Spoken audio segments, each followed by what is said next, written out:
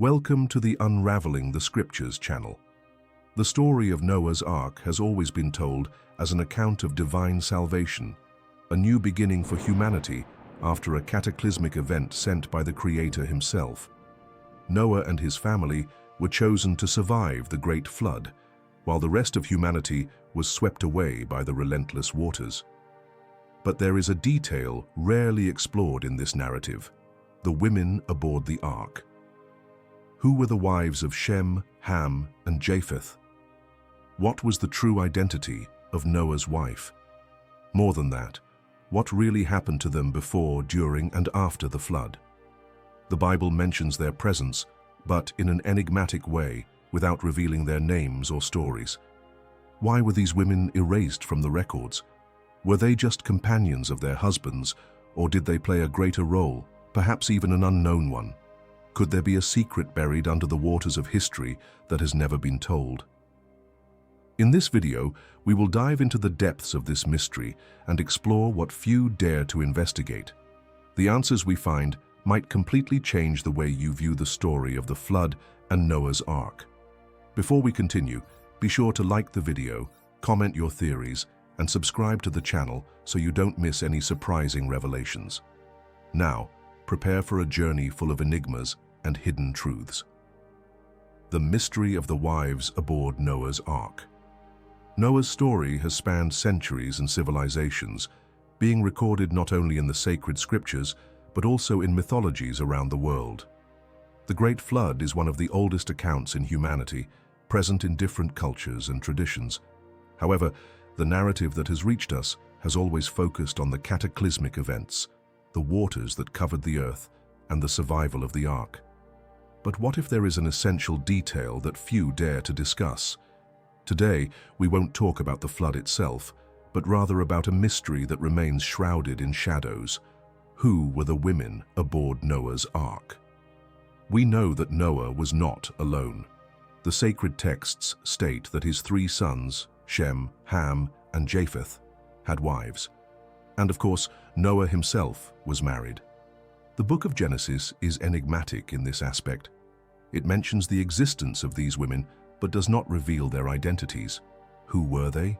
Where did they come from? What happened to them after the flood? These questions remain unanswered in the traditional narrative, but forgotten records and apocryphal texts may shed new light on this mystery.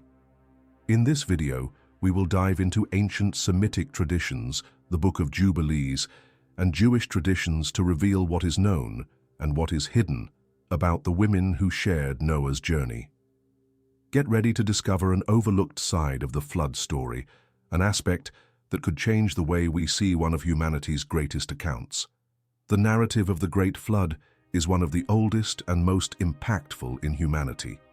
Noah and his family were chosen to survive the destruction of the world, ensuring the continuation of the human species. But among the Ark's crew, there are figures whose story has been relegated to silence. The wives aboard. Who were these women, and why were their names erased from the official narrative? We know that the Ark housed Noah, his wife, his 3 sons, Shem, Ham, and Japheth, and their respective wives. The book of Genesis itself confirms this information. In chapter 6, verse 18, God makes a promise to Noah, "But I will establish my covenant with you, and you will enter the Ark, you, your sons, your wife, and your sons' wives." The existence of these women is an undeniable fact, but their names, origins, and fates remain an enigma.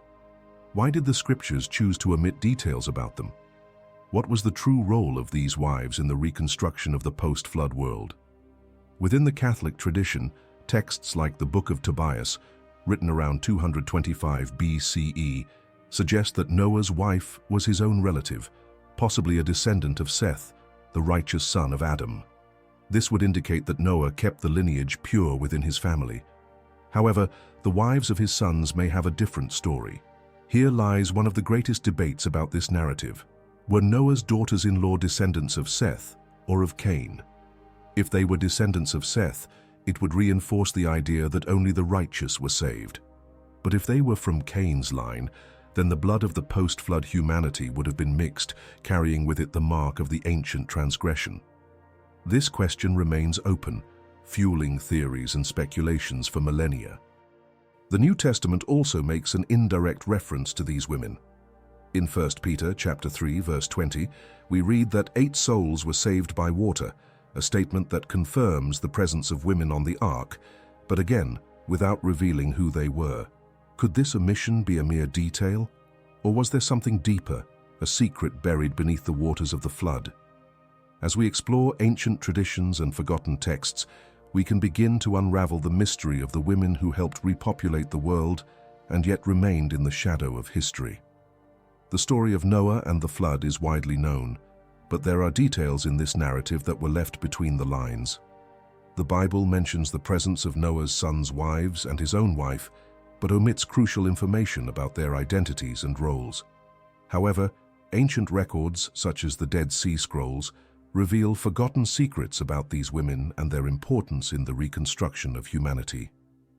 The Dead Sea Scrolls, discovered in the caves of Qumran, are among the most valuable archaeological finds in history. Among them, there are texts that expand on traditional biblical narratives, including the Little Genesis, also known as the Apocryphal Genesis. These writings not only mention the wives of Noah's sons, but also provide additional details about their lives and a role that had previously been ignored: the preservation of the teachings and religious practices of the antediluvian era. According to these manuscripts, the women on the ark were not there merely as wives and mothers, but as guardians of ancient knowledge. They were responsible for transmitting the wisdom of the times before the flood, ensuring that the new humanity did not lose its connection to the past. This revelation completely changes the way we view the post-flood period. It was not just about repopulating the earth, but also about restoring the spiritual tradition that had been almost erased by the waters. The Book of Jubilees, one of the oldest texts to mention Noah's wife by name, identifies her as Zara. This name may be unknown to many, but it carries immense weight in Semitic tradition. This text, dating from the 3rd to 2nd century BCE, is considered canonical by some communities, such as the Ethiopian Jews and the Ethiopian Orthodox Church.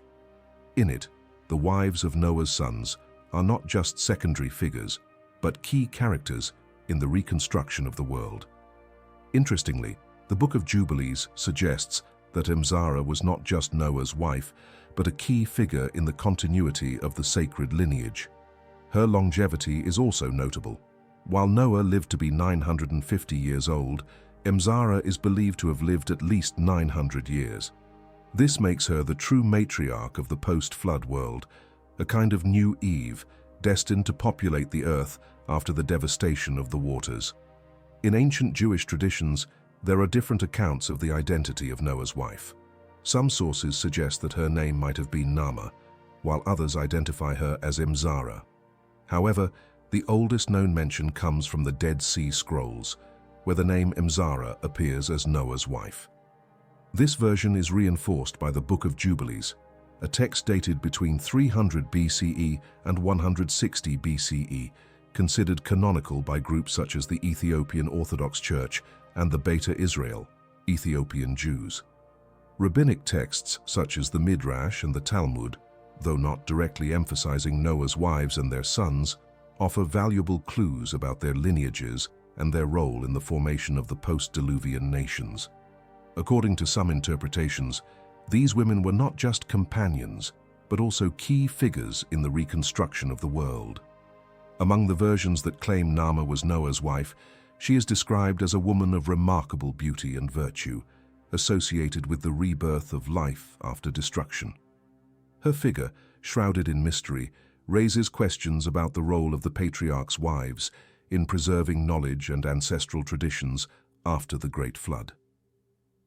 Continuing the discussion about the wives of Shem, Ham, and Japheth, let's start with Shem's companion. According to the Book of Jubilees, her name was Sedketulebab, and she is considered the ancestor of the Semitic nations.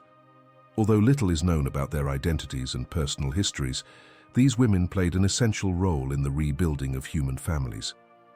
As pioneering matriarchs of the new humanity, They were tasked with ensuring the continuation of their lineages, laying the foundations for the formation of new tribes and civilizations. Each of them carried the responsibility of cultural and social renewal, adjusting to a completely transformed world. Sedketulabab, wife of Shem, is said to be the progenitor of the Semitic peoples, including Arabs, Syrians, and Jews, who are believed to have descended from her. Considering her time and context, it is plausible that she lived for centuries, surviving the Great Flood. It is estimated that her longevity was comparable to that of Shem, who is said to have reached around 600 years. Now, turning to the wife of Ham, the Book of Jubilees mentions that her name was Neiltamok. She is likely to have lived for about 600 years, enjoying remarkable longevity, even among those born after the flood.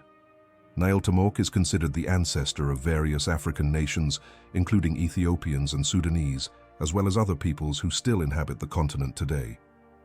She was the mother of Cush, Mizraim, Put, and Canaan, the sons of Ham, who gave rise to several important civilizations. A curious account of Neiltamok appears in an ancient Christian tradition recorded by Hippolytus, a 3rd century writer. According to this legend, God had ordered Noah to eliminate the first person to announce the onset of the flood. At that moment, Neiltamok was baking bread, when suddenly a jet of water burst from the oven with great force, ruining the dough. In fear, she exclaimed that the flood had begun.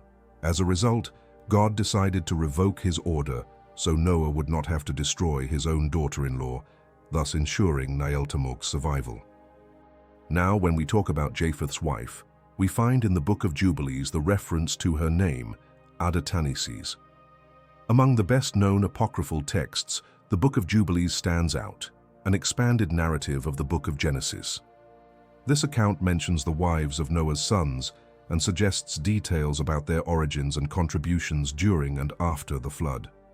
According to this tradition, Adatanises played a crucial role in organizing the new society that emerged after the Great Flood. Although the Book of Jubilees is considered apocryphal, it is often cited in debates about biblical stories, offering an alternative and complementary perspective. According to the traditions that mention it, Adatanises is said to have lived for about 600 years, just like the wives of Shem and Ham. As Japheth's companion, she was the mother of Gomer, Magog, Madai, Javan, Tubal, Meshech, and Tiras.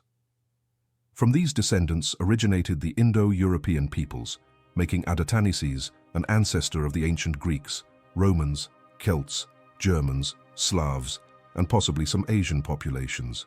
In the New World, they had to reinvent themselves while preserving traditions, customs, and ancestral knowledge that survived the flood. Oral storytelling, conducting rituals, and rebuilding a collective cultural identity were responsibilities that likely fell upon these matriarchs. It was up to them not only to instruct future generations on survival, but also to ensure that the principles and values inherited from pre-flood times continued to guide life. These challenges highlight that the women aboard Noah's Ark were not merely companions to the men. On the contrary, they played a fundamental role in rebuilding the post-flood world, contributing to shaping the future of humanity and ensuring the continuation of life on Earth. Reflecting on these difficulties provides a deeper and more complex understanding of the role of these women in the flood narrative. Furthermore, this analysis invites us to consider often forgotten stories and recognize the importance of making space for voices that have been marginalized over the centuries. The wives of Noah, Shem, Ham, and Japheth remind us that even in the most well-known narratives, there are always new perspectives to explore, questions to raise, and meanings to reveal. I hope this video has sparked your curiosity to go beyond the words and a desire to explore the deeper layers of these ancient stories. May we continue to question, investigate, and learn, valuing the essential role of all figures, including those who often go unnoticed, in the grand story of humanity. Thank you for joining me on this journey of discoveries. Don't forget to leave your comment, like, share this video, and subscribe to the channel so we can continue exploring fascinating topics like this one together. May God bless you, and see you soon.